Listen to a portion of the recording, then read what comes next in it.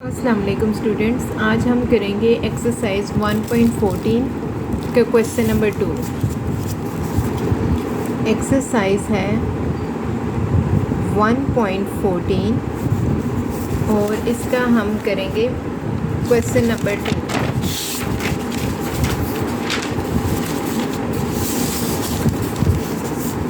हमने बेसिकली इसमें वेरीफाई करना है दो सिचुएशन को। हर सवाल के लिए, हर पार्ट के लिए हमने वेरीफाई करना है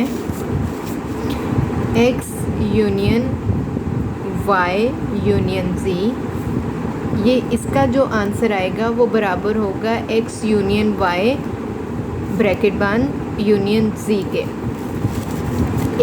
एक हमारे पास ये पार्ट है और एक हमारे पास पार्ट है यूनियन की जगह पे intersection. x intersection bracket y intersection z is equal to x intersection y bracket बंद और ब्रैकेट z। तो सबसे पहला हमारे पास सवाल है, ये हमारे पास a और b पार्ट है क्वेश्चन नंबर 2 का। और पहला सवाल जो हमने सॉल्व करना है वो हमें x की वैल्यू गिवन है a b c d, y की वैल्यू गिवन है b d c f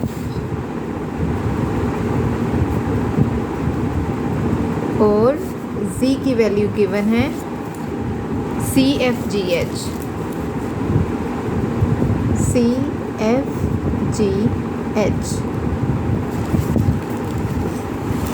ये है जी हमारे पास एक्सरसाइज 1.14 और क्वेश्चन नंबर 2 वेरीफाई ये दोनों पार्ट्स। ये जो हमारे पास सवाल है 1 2 3 4, हर सवाल के लिए हमने दोनों पार्ट्स को सॉल्व करना है। तो सबसे पहले हम कोई सा भी ले लेते हैं। लेट्स से मैं सबसे पहले यूनियन के लिए इसको सॉल्व कर लेती हूँ। ए पार्ट हम लोग पहले सॉल्व कर लेते हैं। ए पार्ट था मेरे पास x union y union z is equal to x union y union z। सबसे पहले हमने इसमें क्या करना है, लेफ़्ट हैंड साइड, ये है मेरा लेफ़्ट हैंड, ये है मेरा राइट हैंड। तो लेफ़्ट हैंड साइड को पहले इक्वल टू हमने उसका आंसर प्रूव करना है कि वो राइट हैंड साइड और लेफ़्ट हैंड साइड दोनों का जवाब सेम आएगा। y सबसे पहले इस सवाल को हल करने के लिए क्या करना है, हमने ब्रैकेट वाली वैल्यू को सबसे पहले सॉल्व करना है। फिर जो हमारे पास आंसर आएगा उसको हमने विदाउट ब्रैकेट वाली वैल्यू सिंगल वैल्यू के साथ सिंप्लीफाई करना है। तो first of all left hand side हमारे पास है x union bracket y union z। इसमें मैं पहले y यूनियन z को लूँगी और इन दोनों की ही वैल्यू लिखूँगी। y की वैल्यू है मेरे पास, y की वैल्यू है b d c f। तो सबसे पहले मैं लिखूँगी y की value bracket b d c f और ये यूनियन का साइन आएगा। फिर मैं लिखूँगी z की value c f g h। तो यूनियन में क्या होगा कि हमने दोनों ब्रैकेट की वैल्यू को लिखना है लेकिन सीक्वेंस में, यानी सीक्वेंशियल ऑर्डर में, तरतीब के साथ लिखना है। तो अल्फ़ाबेट्स में सबसे पहले क्या आएगा, ये जो लेटर्स गिवन है उनमें से सबसे पहले आएगा B, फिर आएगा C, फिर आएगा D, फिर आएगा F, फिर आएगा G और फिर H। यानी दोनों ब्रैकेट की वैल्यू को हमने मिला के लिख दिया। अब जो वैल्यू दोनों ब्रैकेट में रिपीट हो रही होगी यानी सेम वैल्यू होगी, उसको हमने 2 दफ़ा नहीं बल्कि एक ही दफ़ा लिखना है। B C D F G H, ये हमारे पास आ गया y यूनियन z ब्रैकेट का आंसर। ठीक है, अब ये जो आंसर आया, अब हमने इसको सॉल्व करना है x के साथ, x bracket y union z। अब सबसे पहले मैं किसकी वैल्यू लिखूँगी, x की वैल्यू, यानी यहाँ पे इसके अकॉर्डिंग x की वैल्यू क्या है a b c d और यूनियन का साइन, और ये y यूनियन z का जो आंसर आया वो मैंने लिख देना है। तो ये आ जाएगा b c d f g h और ब्रैकेट क्लोज। अब इन दोनों की वैल्यू को कंबाइन करके लिखना है। यूनियन में क्या होता है, मिला के लिखना, इकट्ठा करके लिखना, लेकिन तरतीब के साथ। अब यहाँ पे अल्फ़ाबेटिक ऑर्डर में सबसे पहले क्या आ जाएगा, ए, बी दोनों में है, हम एक ही दफ़ा लिखेंगे, सी दोनों में है, वो भी एक ही दफ़ा, डी दोनों में है, वो भी एक ही दफ़ा लिखेंगे। फिर आगे जो वैल्यू रहेगी एफ, जी, एच, ये दोनों की ब्रैकेट की वैल्यू को मिला के लिख देना है। तो ये मेरे पास आंसर आ गया एक्स यूनियन वाई यूनियन जी का। ये मेरे पास सॉल्व होगी लेफ़्ट हैंड साइड।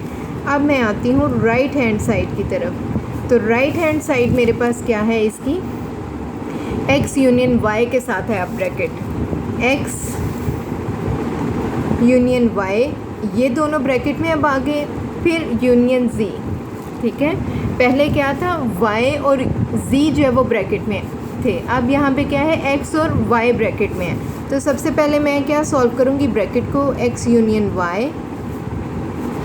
तो x की वैल्यू है मेरे पास a, b, c और d, यूनियन y की वैल्यू है मेरे पास b, d, c, f। इन दोनों को मैंने कंबाइन करना है और वैल्यू को रिपीटेड अल्फ़ाबेट को एक ही दफ़ा लिखना है, b, a, b, c, d और f। अब ये मेरे पास जो ब्रैकेट का आंसर आया x यूनियन y का, उसको मैंने सॉल्व करना है z के साथ, यूनियन z। अब मैं यहाँ पे इन दोनों की वैल्यू लिखूँगी। ये मेरे पास x यूनियन y की जो वैल्यू है वो पहले लिखूँगी, फिर यूनियन z की वैल्यू है मेरे पास c, f, g, h। अब इन दोनों की वैल्यू को कंबाइन करके और अल्फ़ाबेट जो रिपीट हो रहा है उसको एक ही दफ़ा लिखेंगे, a, b, c, d, f, g और h। तो ये मेरे पास आंसर आ गया x union y bracket union z।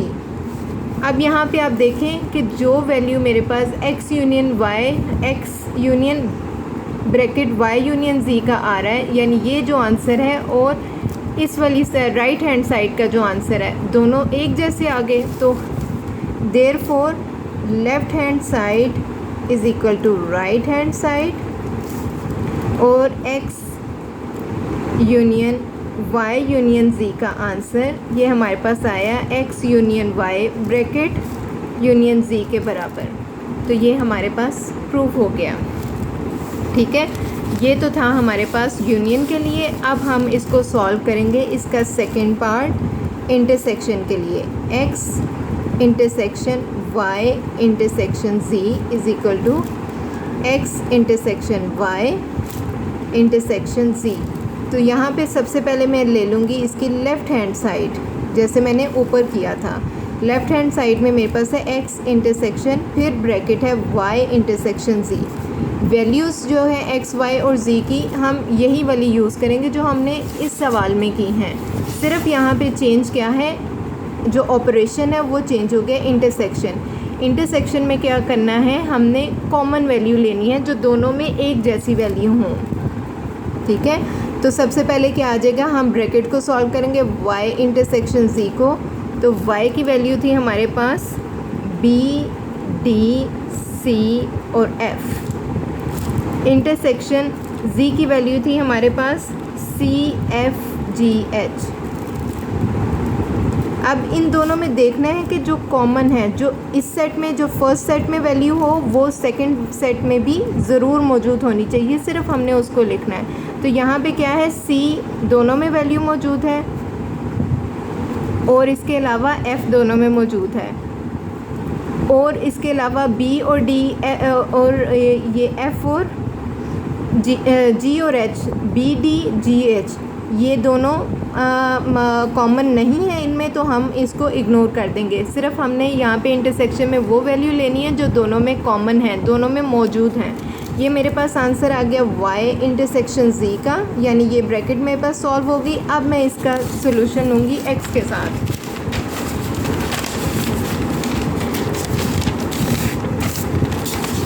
अब मैं इसको सिंप्लीफाई करूँगी, x intersection y bracket intersection z। तो x की वैल्यू है मेरे पास a, b, c और d। Intersection y intersection z का आंसर आया था c और f। ठीक है, ये आप देख सकते हैं कि y इंटरसेक्शन z का आंसर था CF, ये हमने लिखना है। अब यहाँ पे मेरे पास क्या आ जाएगा, इन दोनों में क्या वैल्यू कॉमन है, दोनों में सिर्फ एक ही लेटर कॉमन है, वो है C, ये मैंने लिख दिया। तो मेरे पास जो लेफ़्ट हैंड साइड है वो सॉल्व होगी x intersection y intersection z। अब मैं आ जाऊँगी राइट हैंड साइड की तरफ। तो राइट हैंड साइड में मेरे पास क्या है, x और y इंटरसेक्शन ब्रैकेट में आ जाएंगे और z सेपरेट वैल्यू हो जाएगी। सबसे पहले मैं ब्रैकेट को सॉल्व करूँगी, x इंटरसेक्शन y, और x की वैल्यू है मेरे पास a b c और d इंटरसेक्शन y की वैल्यू है मेरे पास b d c f, b d c f। अब इन दोनों में कॉमन जो वैल्यू है वो मेरे पास क्या है, b और c, यानी b और c ये दो लेटर्स यहाँ पे भी मौजूद हैं। उसके अलावा जो दोनों में कॉमन नहीं है हम उसको इग्नोर कर, b c और d ये दोनों में मौजूद हैं, जो दोनों में मौजूद हैं उसको हम लिख लेंगे और बाकी को इग्नोर कर देंगे।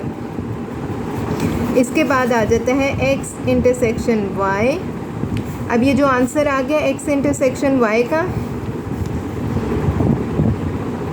ब्रैकेट का, इसको हमने लेना है z के साथ। तो b c और d इंटरसेक्शन z की वैल्यू है c f g h, c f g और h। अब इन दोनों में कॉमन वैल्यू हमारे पास है लेटर C ओनली। आप देख सकते हैं कि सिर्फ C लेटर वाहिद है जो इन दोनों में कॉमन है। तो यहाँ पे आप देखें जो हमारे पास आंसर आया था x intersection y intersection z का C आंसर आया था, वही आंसर हमारे पास इस वैल्यू का आ रहा है। तो therefore left hand side is equal to right hand side x intersection y intersection z is equal to x intersection y bracket close intersection z proved. ठीक है, इसी तरह से इस सवाल का क्वेश्चन नंबर 2 का सेकंड, थर्ड और फोर्थ पार्ट आप इस सॉल्व करेंगे और ये सेम मेथड आप उसके लिए अप्लाई करेंगे। Thank you.